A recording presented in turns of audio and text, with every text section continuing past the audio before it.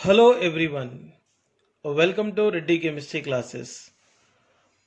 आज के सेशन में डिस्कस करने वाले टॉपिक है स्ट्रक्चर ऑफ पॉलीमर्स। इसमें डिस्कस करते हैं नेचुरल रबर के बारे में। It is obtained from rubber trees as a latex in the form of colloidal suspension.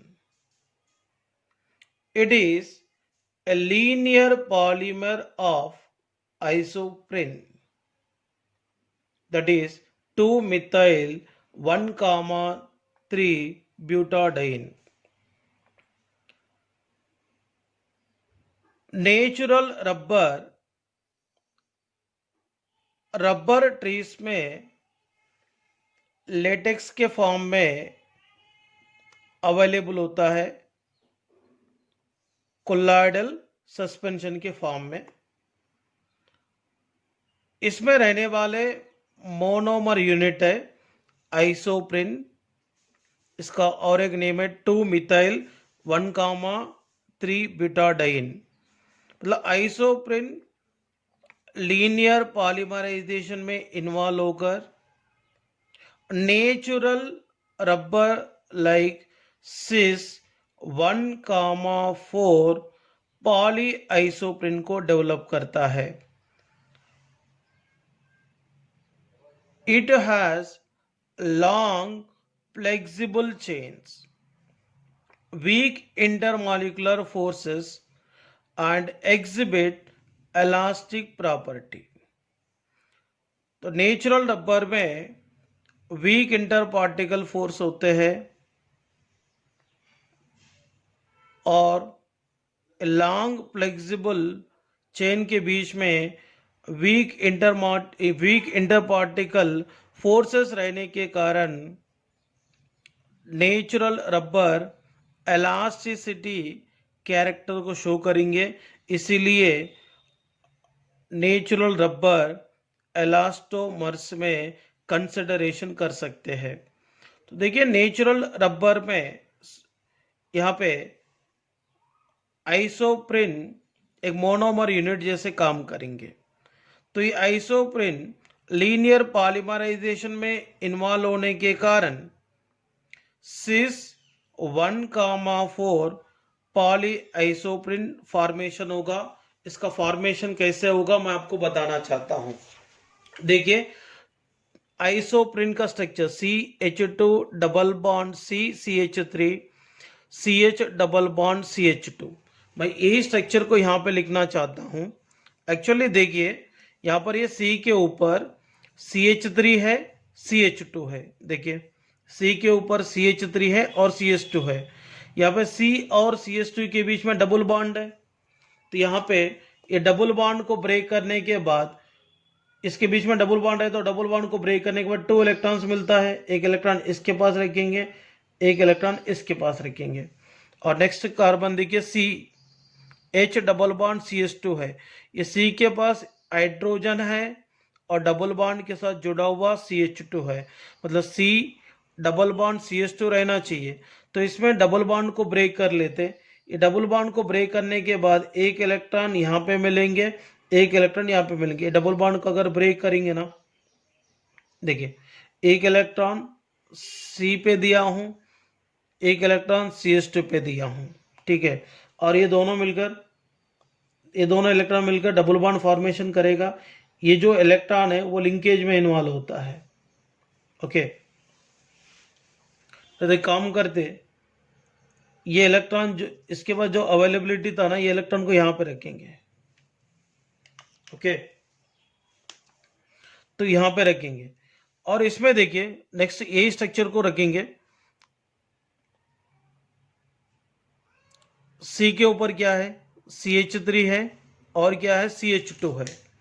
ये दोनों के बीच में CH2 और C के बीच में डबल बॉन्ड है ना। ये डबल बॉन्ड को ब्रेक करने के बाद एक इलेक्ट्रॉन CH2 को मिलता है और एक इलेक्ट्रॉन ये C को मिलता है। अभी इसके बाद देखो CH है और C डबल बॉन्ड CH2 है। C डबल बॉन्ड CH2 मैं नहीं लिख रहा हूँ, ये बॉन्ड को ब्रेक कर रहा हूँ, ब्रेक करके एक इलेक्ट्रॉन इसको दे रहा हूँ, एक इलेक्ट्रॉन इसको दे रहा हूँ।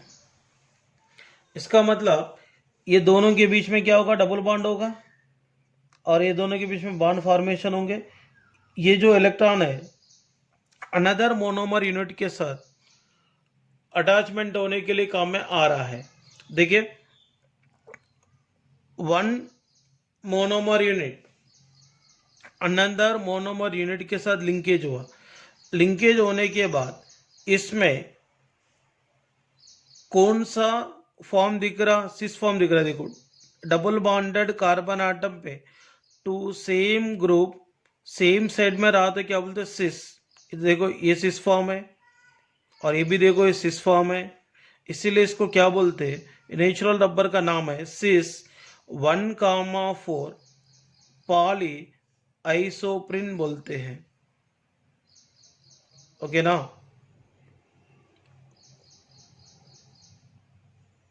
मतलब यहाँ पे देखो 1 2 3 4, तो मतलब पहला कार्बन और फोर्थ कार्बन आटम के पास रहने वाले जो ग्रुप्स है, ओके ना, देखो इस सेम पोजीशन में दिख रहा है, सिस पोजीशन में, और इसका नाम मैंने बता दिया था सिस 1,4 पॉली आइसोप्रिन।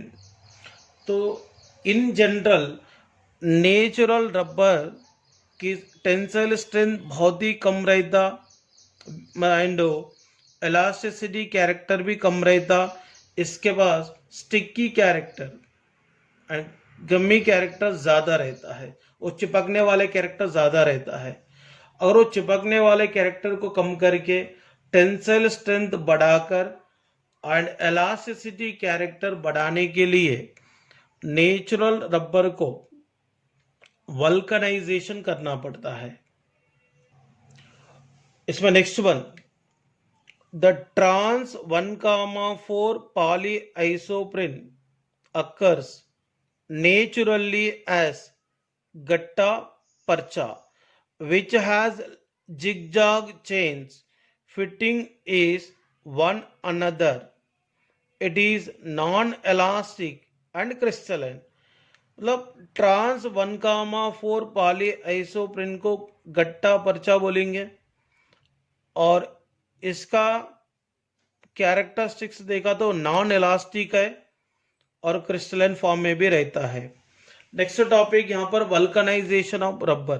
मैं आपको पहले ही बताया था नेचुरल रबर सॉफ्ट रहता, स्टिकी रहता, टेंसाइल स्ट्रेंथ कम रहता है, इसीलिए नेचुरल रबर को very strong, tough and elastic character बढ़ाने वाले जो प्रोसेस होता है वो प्रोसेस वल्कनाइजेशन प्रोसेस है। मतलब the process of increase of tensile strength and elasticity character of natural rubber is called vulcanization of rubber, vulcanization process। इसको चार्ल्स गुडईयर साइंटिस्ट ने नेचुरल रबर को वल्कनाइजेशन करके इसका टेंसाइल स्ट्रेंथ कैसे बढ़ाना चाहिए इसके बारे में इंफॉर्मेशन दिया था। नेचुरल रबर को वल्कनाइजेशन करने के लिए पर्टिकुलर अमाउंट में सल्फर को ऐड करते हैं। फॉर एग्जांपल देखिए, natural rubber is mixed with 3 to 5% sulphur and heated at 100 to 150 degree centigrade. It form cross linking of cis 1,4 polyisoprene chain through disulphide bonds. Okay, मतलब क्या होगा, natural rubber like cis 1,4 polyisoprene को 3 to 5% sulphur add करके 100 to 150 degree centigrade temperature में heat करने के वजह से पॉलीआइसोप्रीन यूनिट के बीच में डाइसल्फाइड लिंकेज डेवलप होता है। और डाइसल्फाइड लिंकेज डेवलप होने के कारण नेचुरल रबर में इलास्टिसिटी कैरेक्टर और टेंसाइल स्ट्रेंथ बढ़ता है। ओके ना, दैट प्रोसेस वल्कनाइजेशन प्रोसेस हुआ है। देखिए, और इसमें ऐड करने वाले सल्फर के अनुसार, सल्फर की क्वांटिटी के अनुसार वो बना हुआ नेचुरल रबर का हार्डनेस रहता है। अगर हार्ड रबर अगर बनाना रहा तो सल्फर की क्वांटिटी 20 to 30% मेंटेन करना है। ओके, अगर थोड़ा लेस हार्ड वाला रबर बनाना रहा तो 3 to 10% सल्फर को ऐड करना पड़ता है। ये 3 to 10% सल्फर ऐड करने के बाद मिला हुआ वल्कनाइज्ड रबर टायर्स को बनाने के लिए यूज करते हैं। अगर इससे भी कम क्वांटिटी में, मतलब that is ranging 1 to 3% sulphur add करने के बाद लेस हार्ड वाला वल्कनाइज्ड रबर मिलता है, इसको रबर बैंड बनाने के लिए जनरली यूज करते हैं। अगर ये जो वल्कनाइज्ड रबर होता है इसको क्रॉस लिंक्ड पॉलीमर्स में ले सकते हैं, क्योंकि यहाँ पर पॉलीमेरिक चेन्स के बीच में डाइसल्फाइड लिंकेजेस बनने के वजह से क्रॉस लिंक्ड पॉलीमर डेवलप होता है। इसीलिए वल्कनाइज्ड रबर को क्रॉस लिंक्ड पॉलीमर में कंसिडरेशन कर सकते हैं। प्रिपरेशन ऑफ सिंथेटिक रबर्स, इसमें पहला अपन डिस्कस करते हैं ब्यूना यस। इसका नाम स्टाइरिन ब्यूटाडाइन रबर, इसको शॉर्ट में SBR स्टाइरिन ब्यूटाडाइन रबर बोलेंगे। और ये कोपॉलीमर होता है। It is a copolymer of styrene and 1,3 butadiene. मतलब ब्यूना यस बनाने के लिए यूज करने वाले कोपॉलीमर्स होते हैं styrene and 1,3 butadiene. Styrene and 1,3 butadiene को K2S2O8 के प्रेजेंस में इसको पॉलीमराइजेशन करेंगे। देखिए स्टाइरिन का स्ट्रक्चर है, ये 1,3 ब्यूटाडाइन का स्ट्रक्चर है। इसमें पॉलीमर बनाना बहुत ही आसान है। देखिए पहले यहाँ पे क्या करने का, स्टाइरिन का स्ट्रक्चर,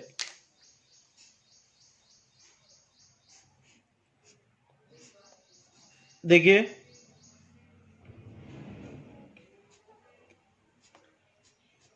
CH सिंगल बॉन्ड, पहले CH2 लिखेंगे। यहाँ पे जो डबल बॉन्ड रहता ना, ये दोनों के बीच में डबल बॉन्ड था, तो इसमें देखो नीचे वाला सिग्मा बॉन्ड है, ऊपर पाई बॉन्ड है। तो इसमें एक बॉन्ड में कितने इलेक्ट्रॉन है, 2 इलेक्ट्रॉन। एक बॉन्ड को तोड़ेंगे, तोड़ने के बाद एक इलेक्ट्रॉन इसको देना पड़ता है, एक इलेक्ट्रॉन इसको देना पड़ता है। देखो 1,3 ब्यूटाडाइन में भी ऑब्जर्वेशन करो, यहां पर भी डबल बॉन्ड है और यहां पर भी डबल बॉन्ड है। एक बॉन्ड को तोड़ना ही पड़ेगा। ये बॉन्ड को तोड़ने के बाद क्या होगा, देखिए CH2 सिंगल बॉन्ड CH,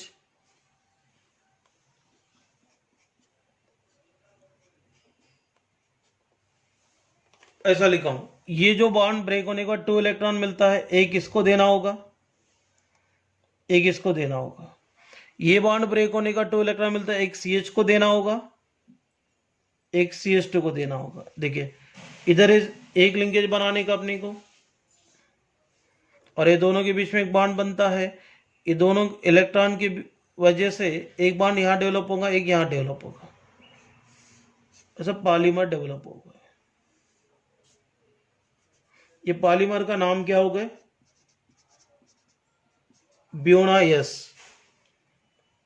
क्या होगा, ब्यूना यस। ये कहाँ यूज करते हैं, इनर ट्यूब्स बनाने के लिए, टाइल्स में रहने वाले इनर ट्यूब्स बनाने के लिए, मोटर्स बनाने के लिए, बबल गम्स बनाने के लिए भी इसको यूज करते हैं। Next one ब्यूनायन। ब्यूनायन भी एक कोपॉलीमर है। It is a copolymer of acrylonitrile and 1,3 butadiene. Okay, मतलब ब्यूनायन को बनाने वाले कोपॉलीमर्स है 1,3 ब्यूटाडाइन एंड अक्राइलोनाइट्राइल। इसको पॉलीमर, ये मिक्सचर को क्या करेंगे, पॉलीमराइजेशन करेंगे। देखिए यह लिखता हूं मैं CH2 single bond CH single bond CH2 single bond CHCl लिखता हूं। देखिए ये दोनों के बीच में डबल बॉन्ड है, तो इसमें से एक बॉन्ड को ब्रेक करेंगे। एक बॉन्ड को ब्रेक करने के बाद एक इलेक्ट्रॉन CH2 को मिलेंगे, एक CH पे मिलेंगे।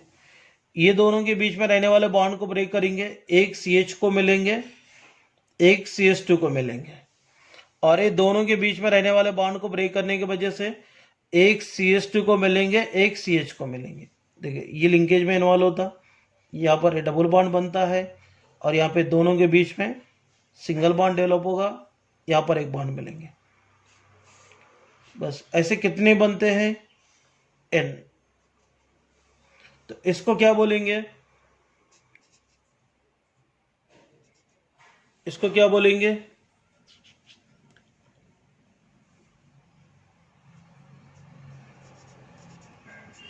ब्यूनाइन।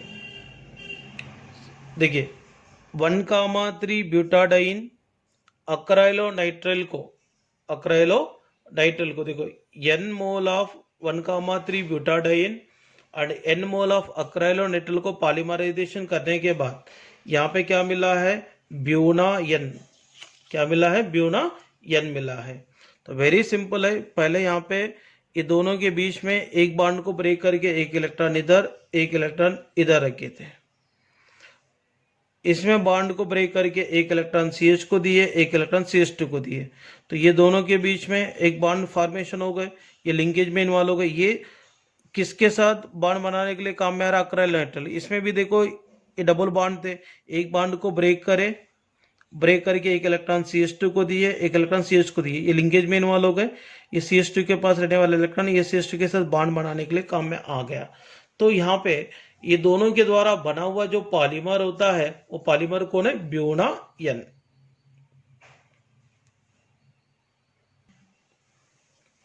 Next one, neoprene rubber.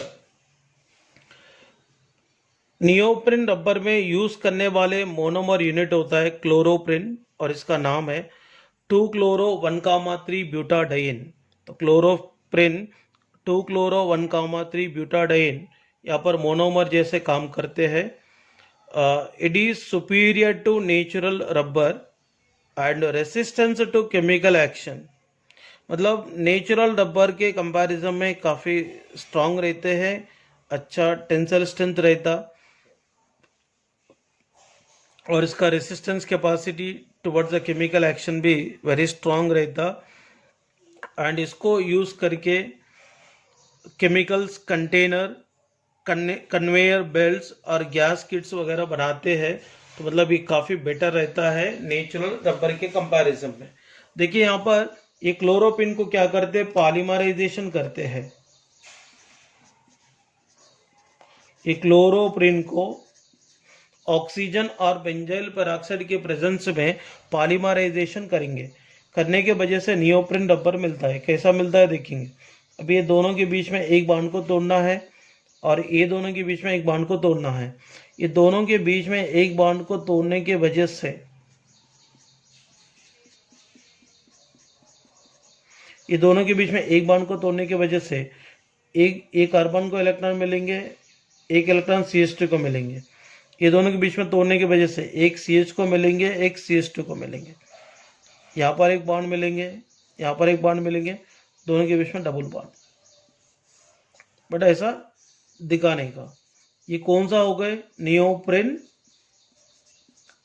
Neoprene rubber. तो नियोप्रिन रबर को बनाने वाले मोनोमर यूनिट क्लोरोप्रिन है। क्लोरोप्रिन को ऑक्सीजन और बेंजाइल पेरोक्साइड के प्रेजेंस में पॉलीमराइजेशन करने के वजह से नियोप्रिन रबर मिलता है। इसमें मोनोमर याद रखना बहुत ही ज़्यादा इम्पॉर्टेंट है। Next one is butyl rubber. तो ब्यूटाइल रबर भी एक कोपॉलीमर है and it is a copolymer of isobutylene and isoprene. Isoprene का नाम क्या रहता? 2-methyl 1,3 ब्यूटाडाइन है, ओके ना। मतलब ये आइसोब्यूटिलीन एंड आइसोप्रिन मिक्सचर को एनाहाइड्रस AlCl3 जैसे catalyst and methyl chloride as a solvent के प्रेजेंस में 100 डिग्री सेंटीग्रेड टेम्परेचर कंडीशन में 100 डिग्री टेम्परेचर कंडीशन में पॉलीमराइजेशन करेंगे। पॉलीमराइजेशन करेंगे, करने के वजह से ये ब्यूटाइल रबर मिलता है। तो यहाँ पर देखेंगे ये आइसोब्यूटिलीन एंड आइसोप्रिन दोनों भी मोनोमर यूनिट्स है।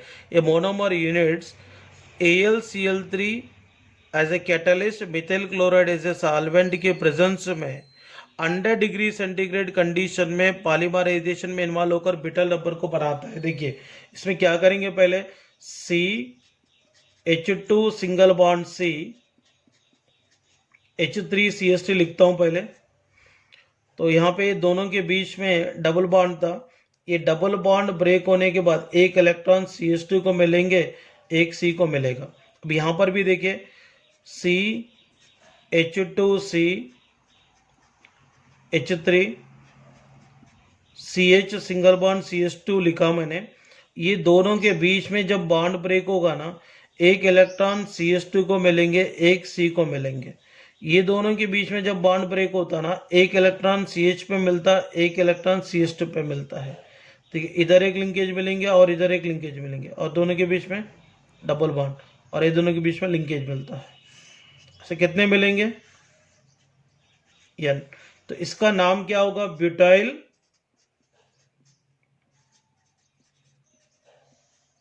रबर।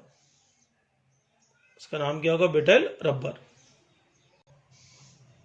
पॉलीमर्स में non biodegradable and biodegradable polymers होते हैं।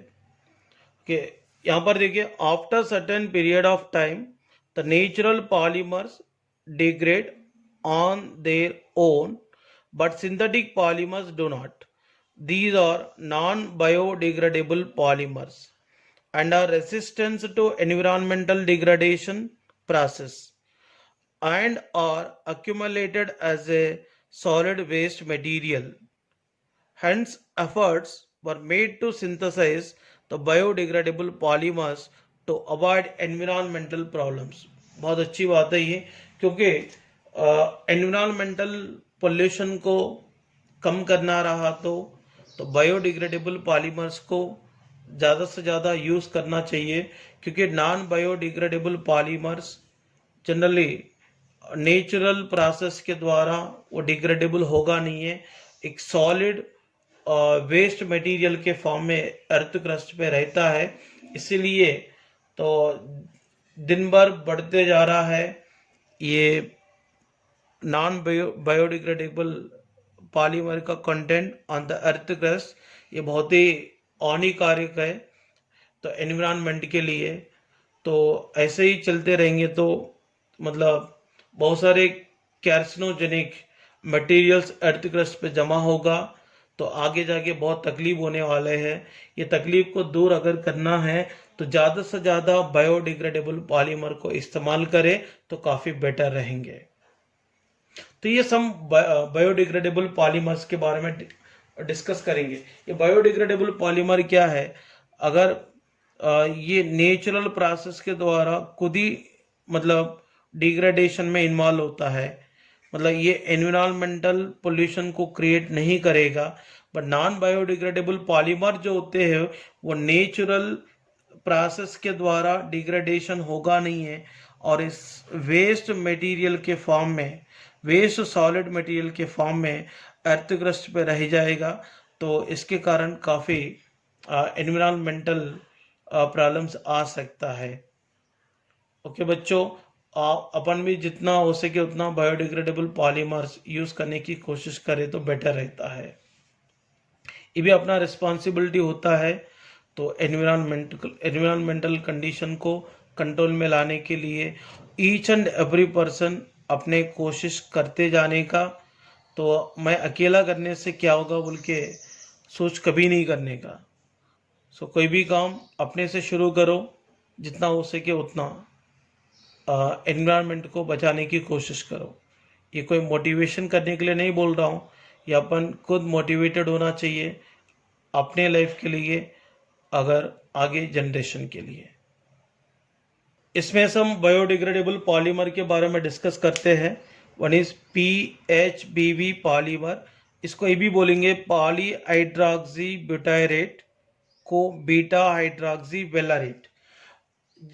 देखिए PHBV पॉलीमर भी एक को पॉलीमर होता है और एक पॉलीएस्टर भी होता है, और इसमें यूज करने वाले मोनोमर यूनिट्स है 2-हाइड्रोक्सी butanoic acid and 2-हाइड्रोक्सी pentanoic acid है। इसको क्या करेंगे, पॉलीमराइजेशन करेंगे। देखिए CH3 CHOH CH2 COOH hydroxy butanoic acid, यहाँ पे 3-हाइड्रोक्सी पेंटानोइक एसिड है। तो यहाँ पे क्या करना चाहिए, वाटर मॉलिक्यूल को लॉस करना चाहिए। देखो ये भी वाटर मॉलिक्यूल को लॉस करने के वजह से ये पॉलीमर डेवलप हो रहा है, इसलिए इसको अपन कंडेंसेशन पॉलीमर भी कह सकते हैं।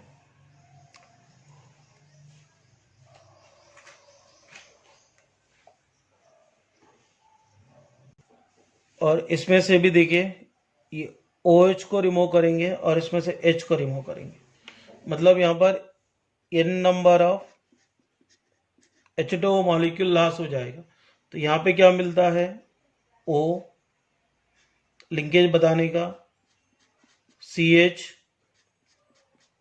CH3 CH2 CO O CH CH2 CH3 CH2 CO।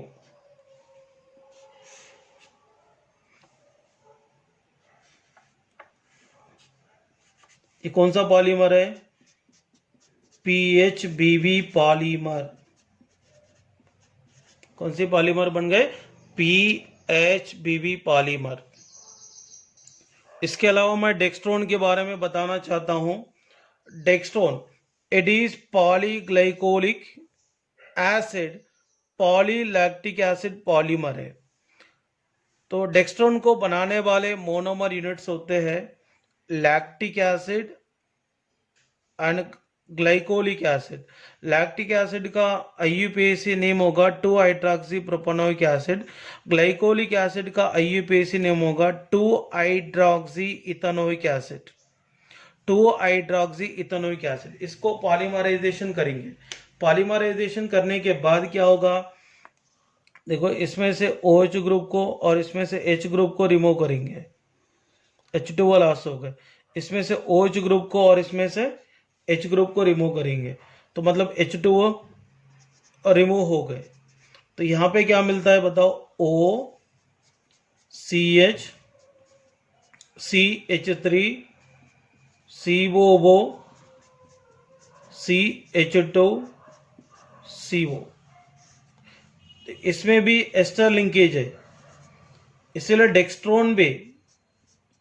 डेक्स्ट्रोन भी एक पॉली एस्टर है और एक कोपॉलीमर है और एक बायोडिग्रेडेबल पॉलीमर है।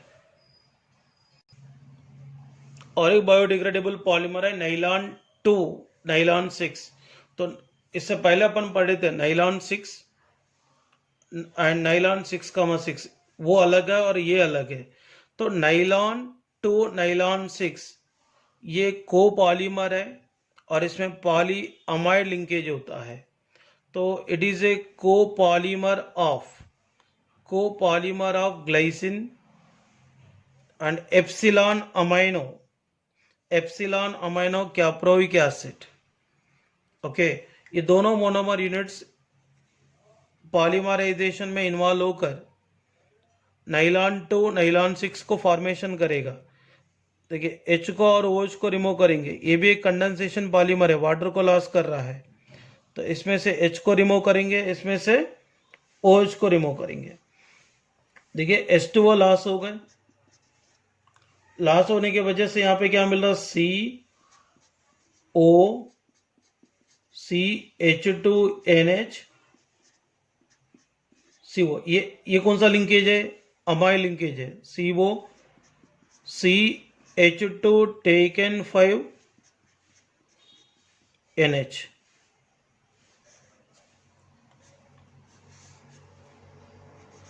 इसका नाम नाइलॉन टू